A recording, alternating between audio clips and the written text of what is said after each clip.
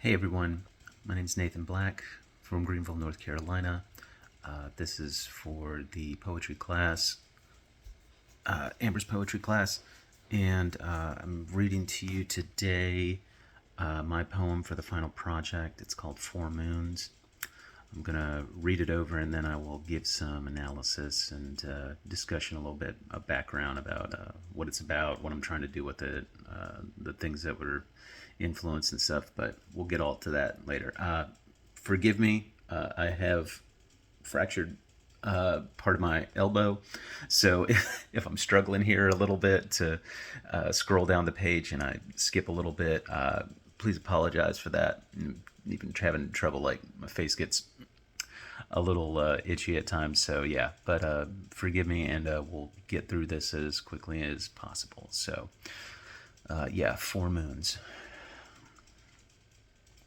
Felt whips and whistles of the breezes that bless and wane, soft like endless seconds, mercurial, vaporous in my hand. So sings the wild bird days, the often harp tune and sweat despised by degrees. Let me listen to her crescendo kiss. Let me linger in some deep despair. Let evening air gnarl our legs together.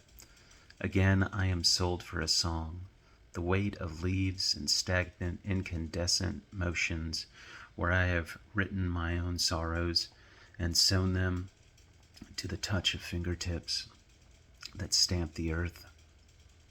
There are father's words and grandfather's dreams. Let free in the mornings I have soaked over in christenings and sprinkled water over babies' brows. Hallowed lark and bees abuzz, and by the rumor of night the fae steals the whispers of our fears away. Knocked against trees in the green of evening, the gallantry I came to woo you with, the smarts I've seemed to have misplaced, the crown that has fallen away, the dance I offered in its place. Where are these moments now, youth and sparkling, unencumbered guts? Those days, that boy, his eyes watching the sunset behind the trees, his fire like a sun, fierce and definite, learning like there was no end to infinity. Bless me as the train comes to carry me on. Bless me, for the road ends somewhere so far from where the mountain has obscured. I have heard of pain and vague thunderings booming, off in clouds my childhood could only craft. I see the silver line of travel cars, of planes sinking away in maroon skies. I have even begun to know how to touch. They are calling me, saying there is no other way home. 2. In a summer tide is a stranger, silk and orange against toes, and on the heels of women haloed in the nights where we waited for dawn. I think of them again in hours, where I waited for the companies to rise after I had. In 4 a.m. rushes to vaccinate, hydrate, to muse on the lustrous makings of toil, to know the grease of smoke-smeared eyes, and suck a breath, hoping it would not clog a lung. The annex of buildings and cardboard rudiments, the drilling of cocksure men with their halts and hustles, the machinations we were dieted on to make our clamorous nature. I wake in these worlds, against egg-white walls, waiting to live in the grafted husk that has been hewed out of me, the grenade in my hand, the size of a pomegranate, the tank shell cradled like a newborn, your bruised ego a luxury. You're free to leave at any time, a dog collar telling you otherwise. A row of boys, you call them men, snickering from the high and tight, walking about in a corpse, finely pressed uniform. Somehow, you have never been more alive. A moon wakes in a southern night, fields of desert plain hum with fluorescent lamps, and bounce light on the bulbs of tomatillos. Quiet. You hear engine sounds, and the horror of sinking into shame moves your feet like a turbine. You have shed a winter coat and turned your skin into leather, meek and made of wood. A preacher speaks, and you almost cry uncontrollably. Love, grace, release. 3 words that seem reserved for someone else. The call, the bugle, the roar of more engines. The open heart surgery the moon does on you again. The quiet you squeeze like a blanket, your eyes pushing out a tear. 3. And then there were white petticoats, and marble tiles, and flowers, garlands, and sad, obnoxious tunes that some said were beyond criticism, but you begged to differ. There were streamers and dripping fall mornings. There were nauseating expectations until you remembered you paid for everything. There were flood lamps, mocking you with pinks and purples. There were hands clasping onto yours and eyes that could not have been brighter. There was a terrible speech given by you and an even more terrible song that followed afterward. There was a silent word inside of yourself that said it was enough. You heard children laughing, and one song measured clearer than all the others. You saw faces you hadn't seen in forever, and saw faces that are no longer here. They have been immortalized on mantles in their tuxedos. You saw gowns and fresh smiles, bright as though they had been given leave to be seen on your hour. You saw her, and she saw you, amidst the make-believe and glossy veneer, and somewhere past the manufactured name, you both glimpsed a truer heaven, both real and evident.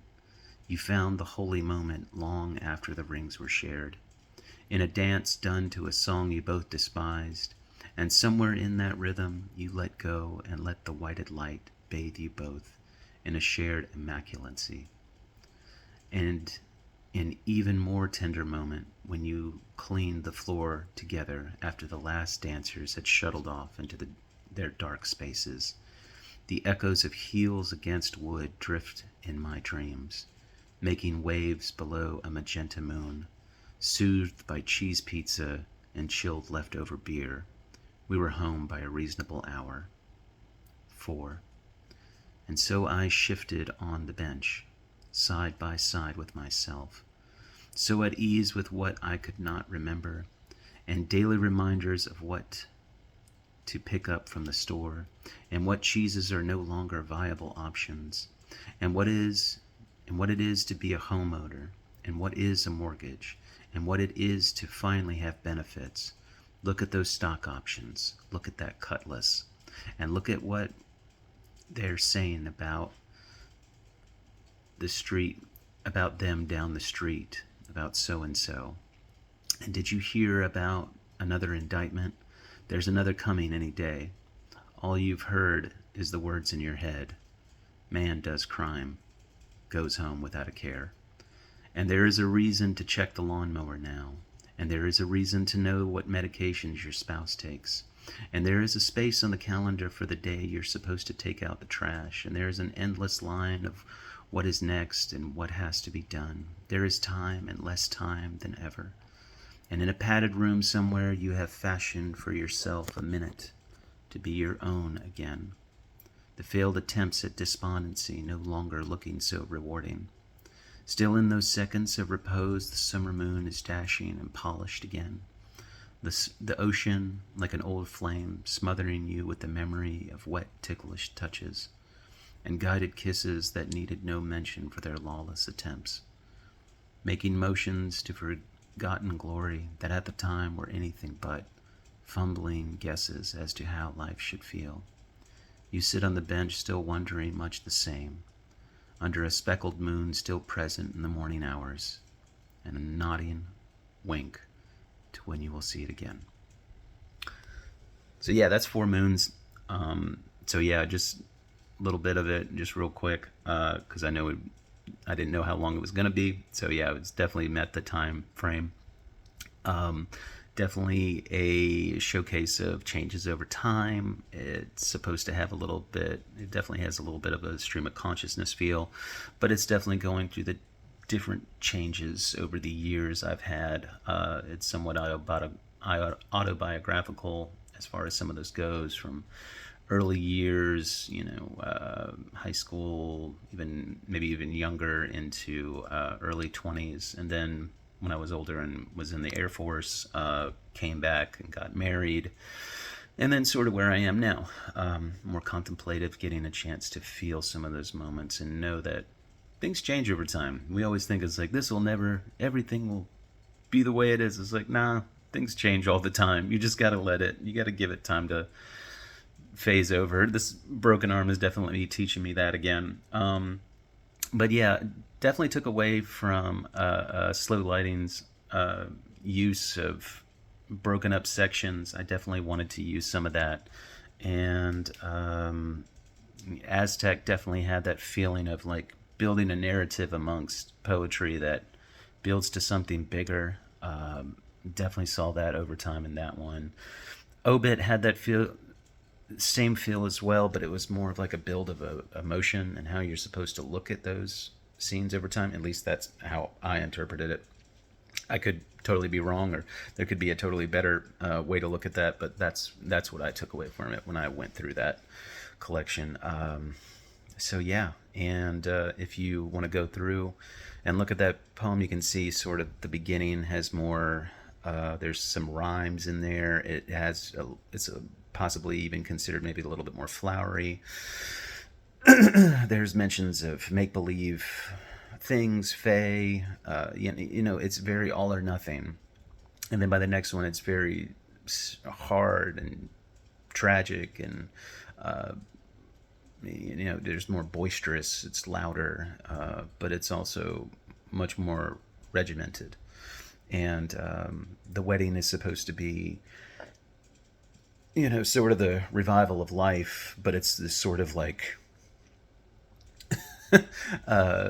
hallmark manufactured life underneath it. So it's this beautiful moment, but it's sort of undermined by the things that you notice now that you have gone through some hard times. And then the final one is just sort of getting that feel of where do you go now? What do you do after you've seen both sides of good and bad, and moving on, and what that feels like, and coming to terms with the different stages of your life.